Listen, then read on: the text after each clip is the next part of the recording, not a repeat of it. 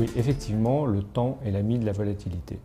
Mais pour commencer, je vous rappelle que GFIP Patrimonial, sur plus de 30 ans, a produit une performance de 6,3% par an, avec une volatilité de 6,6%.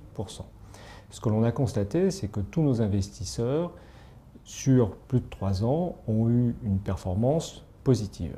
Cette performance a été obtenue avec une gestion diversifiée, multi-actifs, multi-devises. Donc je vous propose de parcourir sur les 10 dernières années la performance de ces différents investissements.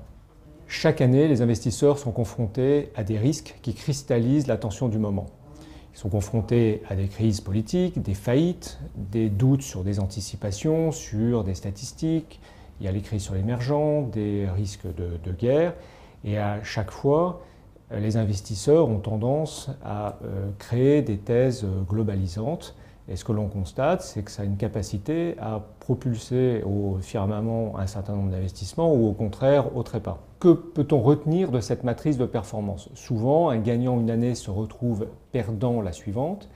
Même des actifs réputés sûrs comme des obligations d'État ou d'entreprise varient significativement. Et ce que l'on constate, c'est que nonobstant ces extrêmes insoutenables sur le moment, on finit au fil des années à retrouver une convergence vers des taux annuels dans la normalité, c'est-à-dire des performances plutôt entre 0 à 8%.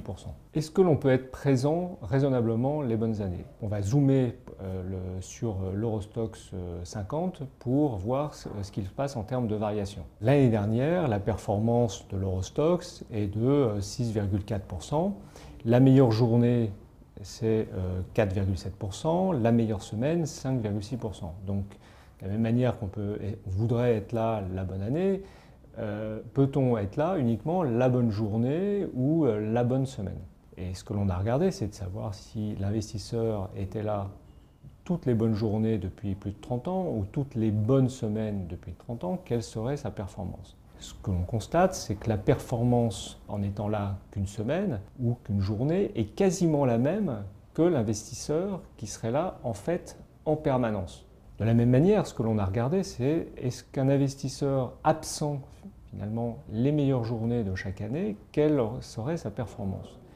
La performance, elle serait de 3% par an. C'est-à-dire qu'un investisseur qui serait absent chaque fois une journée par an, pas de chance, la meilleure journée, finalement obtient 3% de performance, alors que s'il était là en permanence, c'est un peu plus de 7% par an. Donc une différence d'enrichissement dans un rapport de 1 à 5. Donc la conclusion de cette analyse, c'est que finalement, il y a un prix à payer pour profiter de la meilleure journée ou de la meilleure semaine, pour être sûr d'être là. Finalement, le prix à payer, c'est d'être là en permanence, puisque personne n'a cette capacité divinatoire d'anticiper cette journée.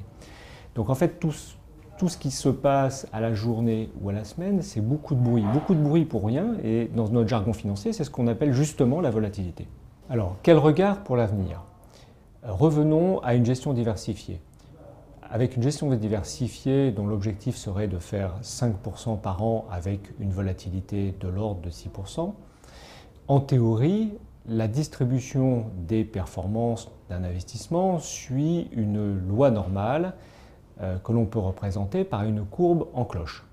Ainsi, à 2 ans, l'investisseur a 2 chances sur 3 d'atteindre au moins 3%, mais à 5 ans, ce même investisseur a 2 chances sur 3 d'atteindre 3,7% et 4,1% sur 10 ans. Plus le temps passe, plus la probabilité d'atteindre le résultat attendu augmente. Il faut donc s'accommoder des variations intercalaires, tant à la hausse qu'à la baisse. Le temps est l'ami de la volatilité.